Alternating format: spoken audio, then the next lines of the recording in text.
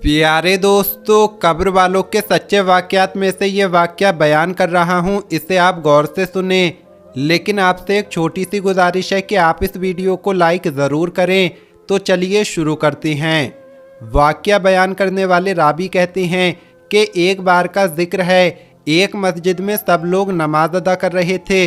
नमाज से फारिग होने के बाद इमाम साहब ने दुआ फरमाई।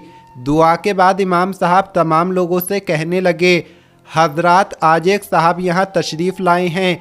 वो कोई इमाम नहीं है, कोई बयान देने वाले नहीं हैं, लेकिन अपनी ज़िंदगी का एक वाक़या सुनाना चाहते हैं। मैं आपसे गुजारिश करूँगा, थोड़ा सा वक्त निकालकर इनकी बात सुन लीजिए। इमाम साहब के लहजे में कुछ ऐसा असर था कि लोग अपनी जगह से नहीं उठे।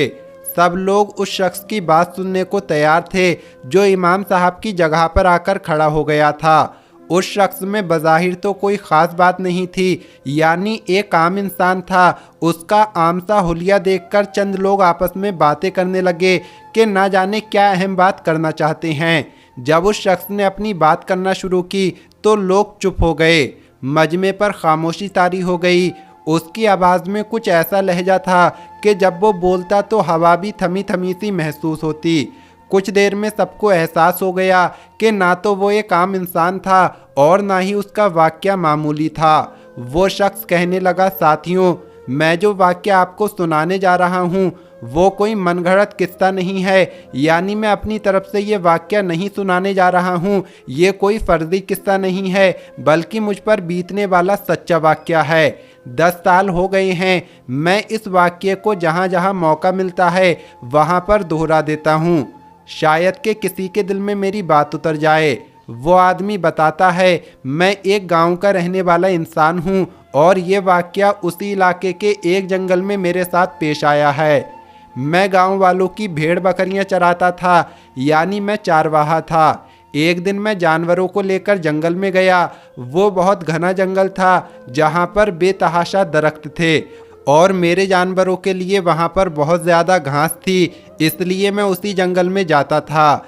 एक मर्तबा ऐसा हुआ कि एक दरख्त के नीचे चादर बिछाकर मैं लेट गया और भेड़ बकरियों की निगरानी करने लगा। अभी थोड़ी देर ही गुजरी थी कि हवा में किसी हाथी की चिंगाड़ गूंजी और बकरियां सहमकर इधर उधर भागने लगीं। मैं हाथी की चीख सुनकर जल्दी से उठ खड़ा हुआ कि इस इलाके में हाथी का क्या काम है। फिर आवाज़ से लगता था कि वो कोई पागल हाथी है।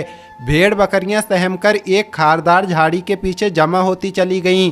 मेरी समझ में नहीं आ रहा था कि मैं कहाँ जाऊं। मैं अचानक एक तरफ भागने लगा।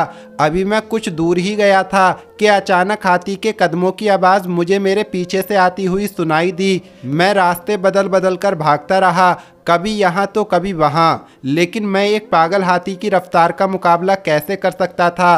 भागते भागते अचानक से मेरे सामने एक गुंबद आ गई। ऐसा लग रहा था जैसे वो ज़मीन से उग आई हो। गुंबद में दाखिले के लिए एक छोटी सी खिड़की थी। अंदर से वो एक छोटा सा कमरा था। मैं जल्दी से उसके अंदर घुस गया। उसके बीच में एक पुख्ता कब्र थी, यानी पक्की कब्र बनी हुई थी। उस कमरे के बीच में छत से लोहे की एक जंजीर लटक रही थी। अंदर बहुत कम जगह थी। मैं मुश्किल से एक तरफ खिसक कर खड़ा हो सकता था। कब्र पर खड़ा होना मुझे गवारा नहीं था। हाथी भी कुछ देर के बाद मेरे पास पहुंच गया। वो गुंबद नुमा इमारत मजबूत पत्थर की बनी थी, वरना हाथी एक ही बार में उसे गिरा देता। जब वो हाथी खिड़की के अंदर दाखिल ना हो सका तो अपनी सूंड अंदर दाखिल की और मुझे मारने की कोशिश करने लगा। अब तो मुझे यकीन हो गया कि वो पागल हाथी मेरी जान लेकर ही छोड़ेगा। हाथी की सूंड अंदर आने से मैं बहुत परेशान था। उस वक्त मेरी हालत ऐसी थी कि मैं बेहोश होकर ज़मीन पर गिर पड़ता। बयान करने वाले भाई बताते हैं कि अगले ही लम्हे एक अजीब बात हुई और मुझे अपनी मौत का यकीन हो गया। कब्र के अंदर से ऐसी आवाज़ आई जैसे कोई तकलीफ़ में गला फाड़कर चीख रहा हो। मैंने अज़ाबे कब्र के कई वाक़यात सुन रखे थे, लेकिन अपने कानों से ऐसी चीखें पहली बार सुन रहा था। इससे पहले कि मैं मज़ीद पागल हो जाता, मेरे होश उड़ जाते, मैंने एकदम से कब्र को देखा। कब्र के एक तरफ एक गड़ा बना हुआ था। उस सुराख से एक अजीब सा बहुत ही बड़ा काला बिच्छू बाहर निकला और दीवार से होकर मेरी तरफ बढ़ने लगा। बयान करने वाले भाई कहते हैं, जैसे ही बिच्छू कब्र से निकला उस कब्र में मौजूद इंसान की चीखें रुक गईं।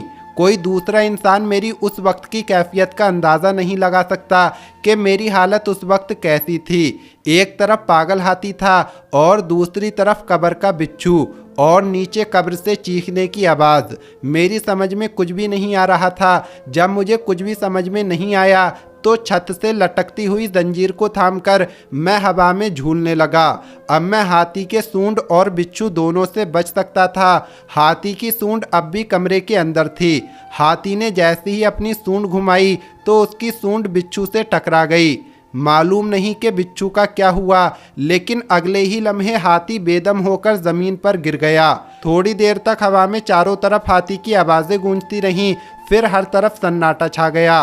बिच्छू का भी नामो निशान ना था। शायद वो हाथी का सूंड लगते ही गिरकर वापस कब्र में जा चुका था और हाथी उसके जहर की ताब न लाकर जान से हाथ धो बैठा था। जब मुझे यकीन हो गया कि हाथी मर चुका है और अब नहीं उठेगा तो मैं जंजीर छोड़कर नीचे उतरा। जैसे ही मैंने खिड़की नुमा रास्ते से बाहर निकलना चाहा तो मेरे सामने हाथी की लाश पड़ी थी और मुझे उसके ऊपर से ही गुजरना था। अब तक मेरे साथ जो भी हुआ था उसे देखकर मेरे अंदर हिम्मत नहीं थी कि मैं हाथी के ऊपर पैर तक रख सकूं, लेकिन ना चाहते हुए भी मैंने हिम्मत जमा की और हाथी के ऊपर पांव रखा। लेकिन जैसे ही मैंने उसके ऊपर पांव रखा तो मेरा पांव उसके अंदर उतर गया। ऐसा लग रहा था जैसे वो कोई मोम का बना हुआ हो। मैंने अपना पांव जल्दी से बाहर निकाला, लेकिन उस एक लम्हे में मुझ पर जो कुछ बीती वो ज़िंदगी भर के लिए मुझे नमूनाए इबरत बना गई। मैं आज भी अपनी टांग पर नज़र डालता हूँ तो वो सारा मंजर मेरी आंखों के सामने यूं ताज़ा हो जाता है जैसे कल की ही बात हो।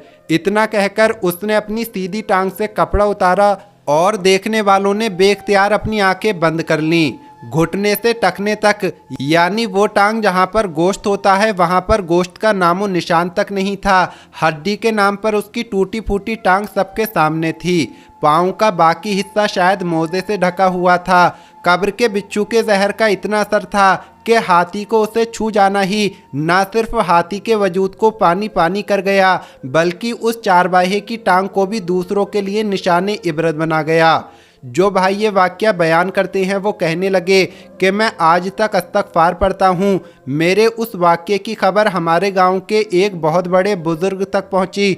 उनकी उम्र तकरीबन 100 साल है। वो मेरे पास आए और कहने लगे, क्या हुआ बेटा, कहाँ गए थे? मुझे ऐसा लग रहा था कि उन्हें मेरे इस वाक़ये का इल्म हो चुका है।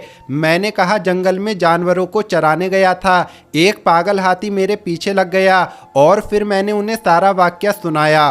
पूरा वाक़या सुनने के बाद उन्होंने कहा, तुम जानते हो वो शख्स कौन था, वो कब्र किसकी थी? मैंने कहा नहीं। उन्होंने कहा, वो इस इलाके का अमीर तरीन आदमी था, उसके पास इतनी दौलत थी कि शायद ही किसी और के पास हो। ये तकरीबन 150 साल से ज़्यादा पुरानी बात है। वो शख्स इस पूरे गांव का ज़मींदार हुआ करता था, लेकिन वो बहुत ही ज़्यादा जालिम था, अय्याश था। उसको ना सिर्फ अपनी दौलत पर घमंड था बल्कि वो औरतों की इज्जत लूटा करता था। एक दिन उसने एक पाकदामन औरत से जिना किया और यही नहीं बल्कि पूरे गांव के सामने उस नेक औरत को बेइज्जत किया और कहा कि ये फाहिशा है और मेरे पास आई थी कि मैं इसके साथ गलत काम करूं।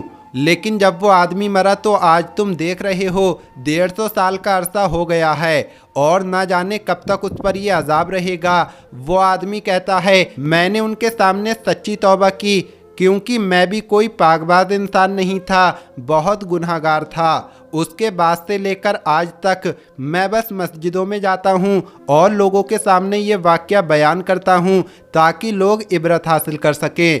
तो दोस्तों, आज की इस वीडियो में इतना ही। मिलेंगे अगली वीडियो में। अस्सलामु अलैकुम, अल्लाह हाफिज़।